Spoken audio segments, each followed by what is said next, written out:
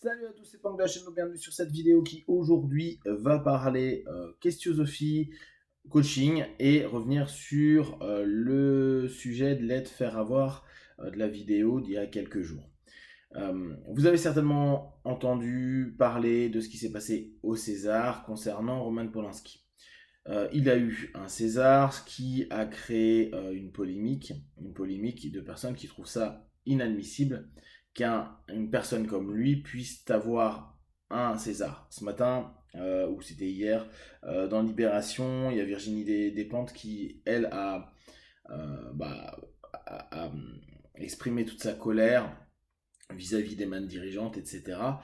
Et que je trouve très intéressant, c'est de tenter nous poser les questions et de se dire ok, qu'est-ce qu'on est en train de faire et qu'est-ce qu'on fait nous au quotidien, hein. Là, à la limite, ce cas-là est juste un cas qui nous permet de réfléchir sur nous-mêmes. Qu'est-ce qu'on fait naturellement, assez facilement, avec les personnes? On a de l'être, de faire, de l'avoir.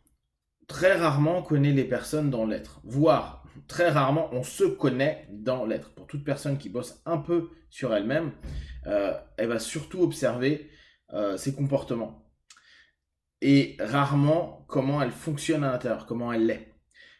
On peut avoir une résultante de l'être au travers du faire et de l'avoir, néanmoins ça ne veut pas dire que on est forcément ce qu'on fait ou ce qu'on a. Et toutes les expressions qui, par exemple, vont dire ne fais confiance qu'aux actes des gens. Tu verras vraiment les gens quand, dans ce qu'ils font et pas dans ce qu'ils disent. Là, c'est en gros, on met en avant, bon, les personnes qui ont cité ça étaient certainement des personnes qui étaient basées sur le faire et qui disent, bah non, il n'y a que le concret du faire qui nous permet de valider l'être. C'est-à-dire qu'on fait une confusion entre le faire et l'être. Et on dit, bah, si tu as fait quelque chose, c'est que tu es comme ça. Je vous rappelle, d'un point de vue un peu jungien, et pour beaucoup, on adhère à cette idée-là, on porte quand même vachement de masques. Des masques sociaux, des masques émotionnels, des masques idéologiques. On les transforme, on les varie.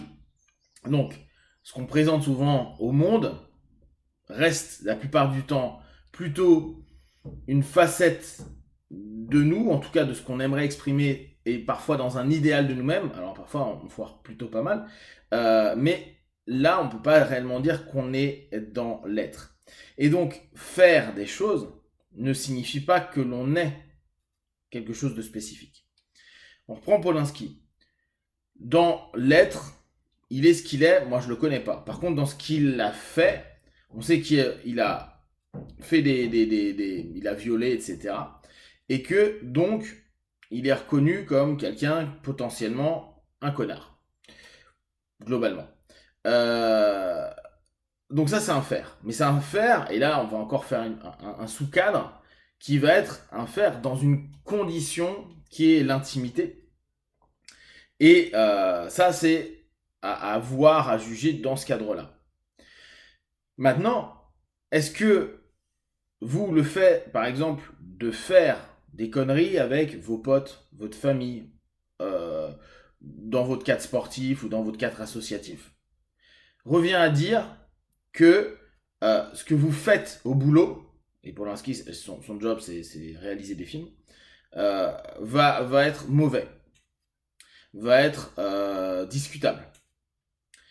On reprend par exemple, là c'est intéressant en ce moment, Griveaux qui se branle et qui envoie des MMS à une fille, c'est son cadre intime. Est-ce que ça empêcherait potentiellement que le mec soit un bon maire dans le cadre pro, avec un truc qui n'a rien à voir avec sa sexualité ou ses désirs ou ses envies, ses pulsions? Mais on l'a dans plein de cas. Est-ce que ce que quelqu'un va faire à un moment donné dans le faire représente réellement ce qu'il est? La simplification a fait que nous on se dit, ce qu'il fait, c'est ce qu'il est. Et comme je vous disais, ces petites expressions à la con, on fait que vraiment on assimile ça, alors que c'est pas du tout vrai. Regardez le nombre de fois où vous faites des choses et que vous faites complètement de la merde dans l'expression de ces dernières idées que vous avez en tête ou de ce que vous vouliez partager avec quelqu'un et qu'en fait vous vous apercevez que vous faites ça tellement mal que la personne est limite blessée alors qu'à la base vous vouliez faire quelque chose d'hyper positif. Ça représente pas du tout ce que vous êtes. Donc, il est assez simple pour nous de créer des assimilations. Bah, on va faire une généralisation, on va faire des causes à effet. Parce qu'il a fait ça, il est comme ça. Parce qu'il a tel comportement, il est comme ça. Et là, pour ceux qui suivent un peu les énéagrammes, c'est pas parce que j'ai tel comportement que je peux avoir le même comportement. Je peux réaliser des films, mais pas le faire pour la même raison, parce que je ne suis pas motivé par les mêmes choses. Et donc là, on commence à aller vers plutôt quand on va chercher la motivation et pas le faire, pas simplement faire des films ou vouloir faire des élections municipales. Ça va être la motivation qui va là certainement nous ramener davantage vers l'être, davantage vers ce qui est peut-être important. Dans cette idée, moi je vous propose vraiment de vous dire, ok, par exemple moi, je suis pas content qu'il ait pu même être nominé. Mais c'est parce que je sais très bien que j'ai assimilé, j'ai fait une confusion. Le mec, dans son intimité, a fait du mal à des gens. En tout cas, moi, j'estime ça. Et donc, d'un fait qu'il a de son histoire, j'estime que il ne mérite pas que son faire hors cette histoire intime existe. Pourtant, c'est faux. Mais de là à dire que c'est un connard, moi, c'est ce que je ressens. Mais je sais que c'est faux aussi. Parce que derrière, cet homme-là, je le connais pas et je sais rien de ses motivations. Je sais rien même de ses comportements. Vous êtes la plupart d'entre nous, on connaît pas vraiment ce genre de personne-là. En tout cas, cette personne-là. Donc, découvrir l'être est encore plus complexe. De même, l'avoir. Certaines personnes estiment que, par exemple, avoir une richesse, et c'est là où l'article de Libération sur le sujet là a été intéressant, où elle parle des riches et des puissants, avoir du pouvoir.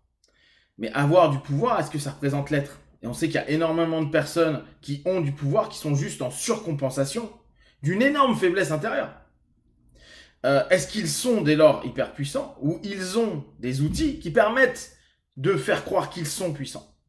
Et vous savez bien, on surcompense tous des choses où on n'est pas bon, où on a souffert dessus, ou au contraire on avait très peu. Donc on va vouloir montrer au monde et obtenir des choses parce que justement à l'intérieur il y a un truc qui est complètement l'opposé. Ce qui ne veut pas dire non plus que toutes les personnes qui ont sont pas forcément en lien avec leur être. Mais il faut aussi voir ça. Et dire, bon bah, les puissants, les dominants, vous êtes comme ça. Non, vous avez la domination et le pouvoir et l'argent. Mais comment vous êtes, là encore, j'ai fait un raccourci. Bon bah, t'as ça et tu fais, et là j'y rajoute un élément, tu fais que Polanski soit validé pour faire les Césars, où tu fais qu'il puisse monter son film qui a coûté 25 millions, cool. Bah donc ça veut dire que vous êtes des connards. Le raccourci, je le fais, vous le faites certainement. Bon, en tout cas, après chacun a ses biais, donc on va le faire à une autre manière. Mais soyons honnêtes, et là vraiment dans la notion purement développement personnel, et remettons-le dans notre truc du quotidien. Là, c'est intéressant parce que c'est quelque chose qui est à la lumière, mais on le fait au quotidien. Ah, ce mec-là, il a... ouais, le stéréotype, par exemple, des voitures est génial. Il a je sais pas, un Porsche Cayenne et il roule super vite. Donc, il a une Porsche, il roule vite. Donc, c'est un espèce de petit branleur qui se la pète, blablabla, qui est je ne sais pas quoi, etc. Et on le fait sur plein de choses. Néanmoins, si on s'interroge, et peut-être qu'il faut être plus sincère. J'aime pas les gens pour ce qu'ils cette personne ou ces gens-là pour ce qu'ils font, pour ce qu'ils ont. Et là, c'est moi qui ai à taffer sur moi. Quel est le problème que quelqu'un ait un Porsche Cayenne et roule comme un ouf? Ça me dérange, moi. Moi, ça me dérange parce qu'il pourrait blesser des gens, parce que.